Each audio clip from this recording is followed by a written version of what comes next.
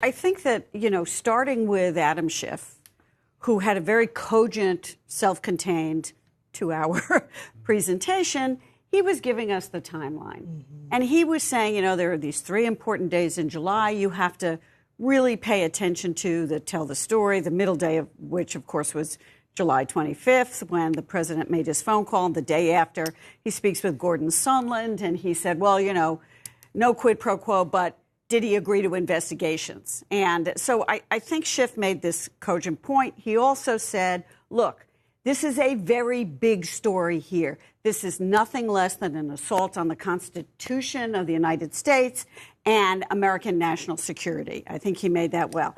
Then he went on to make the point that we have to do this now because Donald Trump was trying to cheat on the election. That's a message that comes across loud and clear. When you go to the rest of the managers, it wasn't clear what part of the case they were each trying to talk about as it was yesterday. I think it was more clear yesterday, and so the public can be a little bit confused by that. So that to me was kind of the downside of all of this today, because it's so long and there's no back and forth. I think it's like a debate with yourself.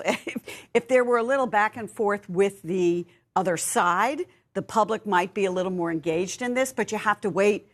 You have to wait for the response for another day or so. And I think that's kind of a problem when you want to engage the public in this. So speaking of confusion, I mean, one of the reasons there's also confusion is because there's a lot of misinformation, a lot of things that are being stated that are not true. And one of the president's attorneys, Jay Sekulow, said something earlier today in a press conference, and we brought it to you, and I want to correct it because he said something that was just factually not accurate. Let's roll that tape. There's a lot of things I'd like to rebut, and we will rebut. I mean, I think we said it yesterday. This, first of all, you notice that Adam Schiff today talked about quid pro quo. Notice what's not in the articles of impeachment: allegations or accusations of quid pro quos. That's because they didn't exist. So, there's a lot of things we'll rebut, but we'll do it in an orderly and, I hope, more systematic fashion.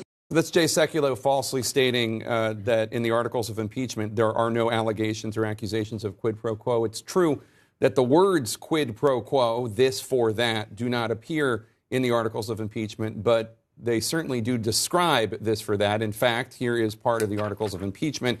Using the powers of his high office, President Trump solicited the interference of a foreign government, Ukraine, in the 2020 United States presidential election. He did so through a scheme or course of conduct that included soliciting the government of Ukraine to publicly announce investigations that would benefit his reelection, harm the election prospects of a political opponent, and influence the 2020 presidential election to his advantage. President Trump also sought to pressure the government of Ukraine to take these steps by conditioning official U.S. government acts of significant value to Ukraine on its public announcement of the investigations. The president engaged in the scheme or course of conduct for corrupt purposes in pursuit of personal political benefit. I'm not a lawyer, Carrie, but does that not describe a quid pro quo to the letter?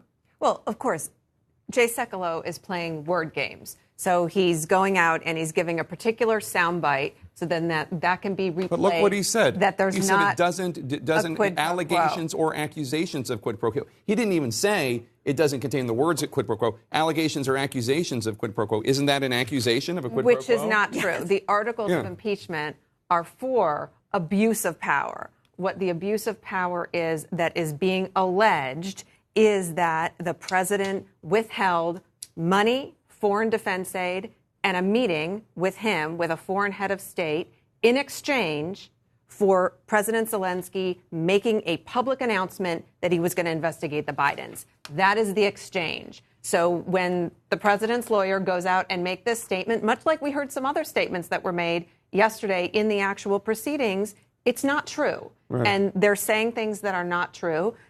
Because they're banking on the fact that a lot of Americans are not going to watch these many, many hours of testimony, or they're not going to read the House manager's brief, but we can read it and we can show that what the House managers are alleging and what they have plenty of evidence to support, even based on their investigation so far, is that the president asked for certain investigations to be announced for his own personal benefit. And that is the argument that Adam Schiff is trying to make, and that he really tried to make when he had his presentation today. What happens if the Senate doesn't act on this, doesn't remove the president, and what does that mean for future presidents and whether or not they can use their office to solicit foreign interference in our election? And just to put a button on it, it's not just something that Sekulow said at a press conference.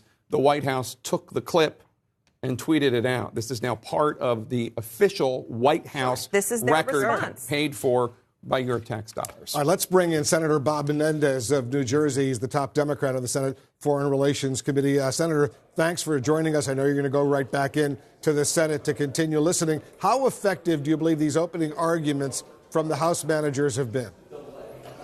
I think that the House managers have made a powerful, constructive, methodical case outlining to date with the substance of the testimony they elicited over in the House to back up their claims that the president used the powers of his office, both in withholding aid to Ukraine and denying a critical White House meeting to the president, newly elected president of Ukraine, for the purposes of a corrupt effort to ultimately involve Ukraine in our elections in 2020 to help him against Joe Biden. I think, if you don't believe what they say, then you have to look at the video testimony. And the video testimony of these witnesses are pretty compelling, especially when you consider that most of these witnesses are administration witnesses. The president's allies, as you just heard with Jake and Kerry, the president's allies say there was no mention in the articles of impeachment of a quid pro quo by name or bribery for that matter. Does that weaken the Democrats' case as the Republicans insist? No, look, I mean, the use of the terminology quid pro quo, which I think has been established here, however, just goes to the very essence of did the president ultimately use his powers in a corrupt, pervasive way, an abuse of power at the end of the day, which is Article 1, and has he obstructed Congress in doing that? And I have to tell you, as someone sitting in that chamber, I certainly feel that we have been obstructed in getting all of the information that's necessary. I mean, this goes to the very essence beyond President Trump right now. Article 2, the question of can a president, by an absolute and complete denial of witnesses of the government, of the administration, and documents, ultimately undermine the very essence of what our constitutional order is, which is where Congress acts as a check and balance to this or any other president. And I don't think my Republican colleagues understand that the decisions they're making now may very well alter the very essence of government as we know it. Senator Menendez, it's Jake Tapper. Let me ask you, speaking of your Republican colleagues, the Senate, as you know, has taken away the ability of C-SPAN to air what's going on in the room other than what's the Senate cameras are showing in the House impeachment manager's presentation. When you look around the room, are your Republican colleagues and your Democratic colleagues listening? Are they focusing? Are they trying to take in what's being presented to them? I'll tell you, I will say that for the most part, the answer is yes. At least they appear to be listening. I mean, we do have a series of our colleagues, particularly on the other side of the aisle, who seem to get up quite a bit and often leave the chamber for extended periods of time. I think it's important, listen, it's not the great comfort to sit there endless hours, but at the end of the day, I want to hear all of the testimony. I can't do that if I'm not in the chamber. So I think for the most part, the answer is 2 on both sides, but there are a fair number of people on the other side who seem to get up, and I guess they've had enough, and they just don't want to listen to the rest of the testimony. And Senator, I guess the big question about the House impeachment manager's presentation today is, have they moved the needle? Susan Collins, Mitt Romney, Lamar Alexander, Cory Gardner, Martha McSally, individuals who either are facing tough re-elections in purplish states or maybe they're statesmen of some sort like Alexander Romney. Are any of these individuals, do you think, being convinced by what they hear that maybe this is serious and not just a partisan hoax or witch hunt? Well, only they can give you that answer, and only time will tell.